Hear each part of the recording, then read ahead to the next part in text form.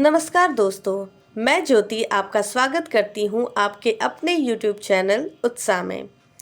आज की वीडियो में हम क्लास 12th के प्रीवियस ईयर क्वेश्चन को देखेंगे, क्योंकि आपको जैक द्वारा यह बतला दिया गया है कि पिछले साल के पैटर्न के आधार पर ही इस साल यानी 2025 की परीक्षा होने वाली है।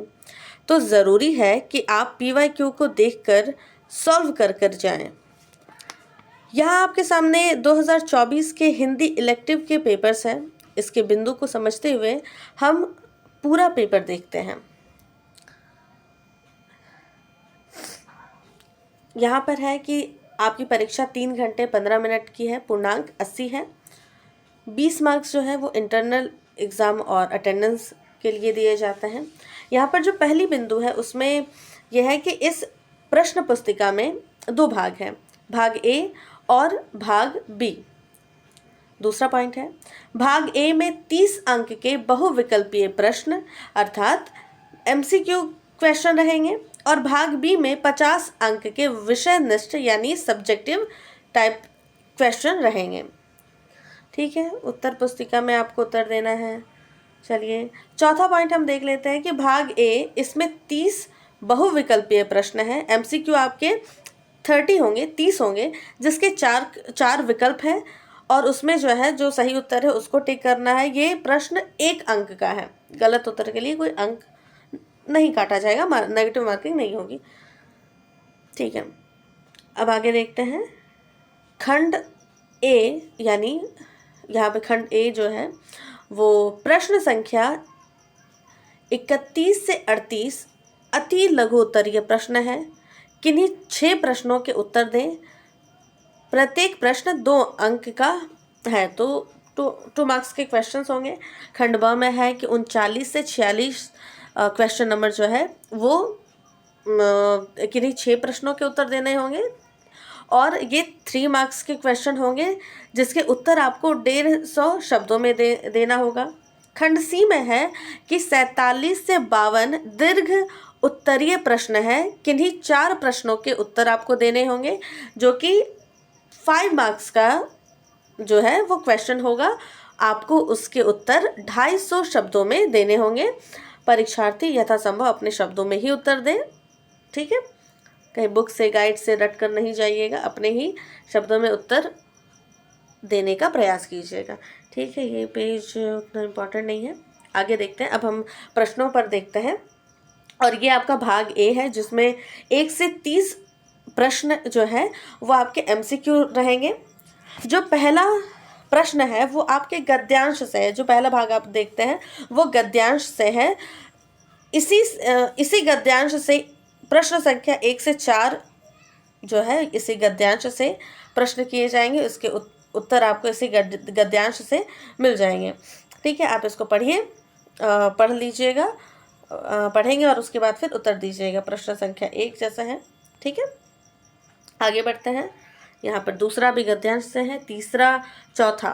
ठीक है, आगे आपको एक पद्यांश दिया गया है। क्या दिया गया है? पद्यांश दिया गया है और प्रश्न संख्या 5 से 8 तक के लिए आपको सही विकल्प का चयन करना है इस पद्यांश को पढ़कर। ठीक है, ये है 5 से 8 तक, इसको देखिए।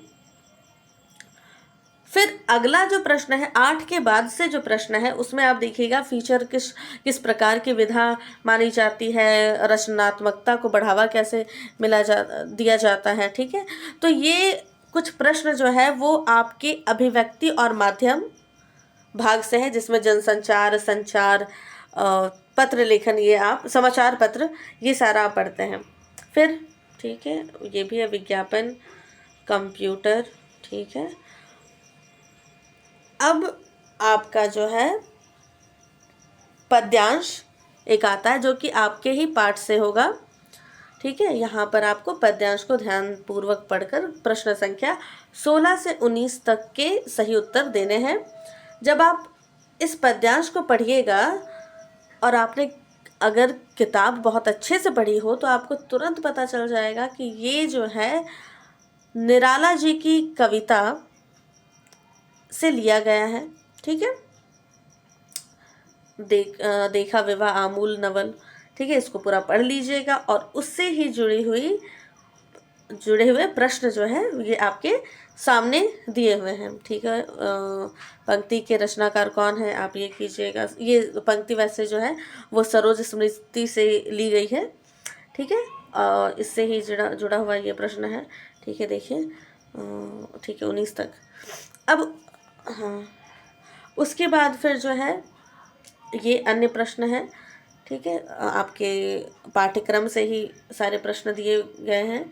ये घनानंद लता प्रतान शब्द का अर्थ क्या है, संवदिया, ठीक है, फणीश्वर नाथ रेणु, आरोहण, सूरदास की झोपड़ी, इसको बहुत अच्छे से देख लीजिएगा, ठीक है।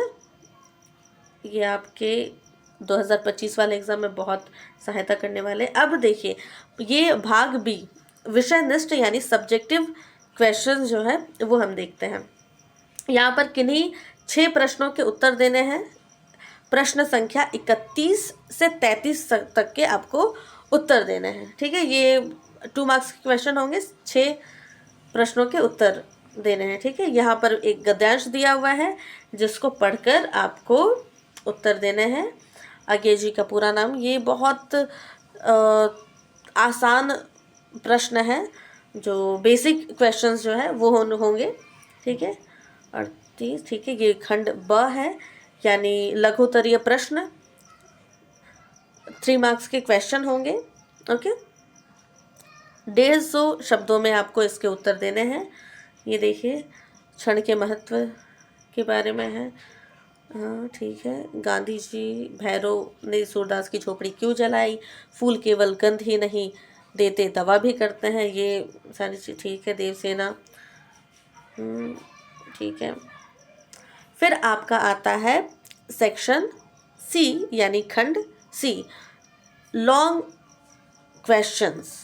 ये आपके जो है ये 250 शब्दों में आपको उत्तर देने हैं। 4 प्रश्नों को लिखना है, जहाँ पर आपको निबंध भी देखने को मिलता है।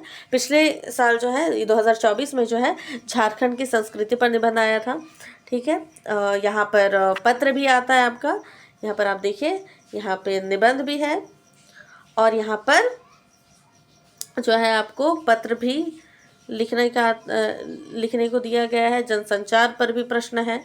आगे देखते हैं, बनारस में बसंत का आगमन कैसे होता है, ये आपके पाठ से है प्रश्न। कवि ने लोगों के आत्मनिर्भरता, ठीक है, बालक की प्रवृत्ति को गला घोटकर, ठीक है, 52। तो ये आपका अंतिम प्रश्न था, ठीक है। तो यहाँ पर आप देखिए 2, 4, 5, 6 प्रश्न दिए गए हैं, जिसमें से 4 जो आपको बहुत अच्छे से आता है आप उसको लिखिए, ठीक है, उस प्रश्न का उत्तर दीजिए, ठीक है। तो ये हाँ, ठीक है, यहाँ पे तो यह था आपके 12th हिंदी का पेपर। अन्य विषयों के PYQ के लिए आप हमारे व्हाट्सएप चैनल से जुड़ सकते हैं, जिसका लिंक आपको इस वीडियो के डिस्क्रिप्शन में मिल जाएगा और वहाँ आपको अन्य ज़रूरी नोटिफिकेशन भी सबसे पहले मिलेंगे, ठीक है। तो अगर वीडियो पसंद आई हो तो इसे लाइक करें, आपके विचार या सुझाव कमेंट के माध्यम से हमारे तक पहुंचाएं और ऐसी ही वीडियो के लिए हमारे चैनल को सब्सक्राइब करें। धन्यवाद। जय हिंद।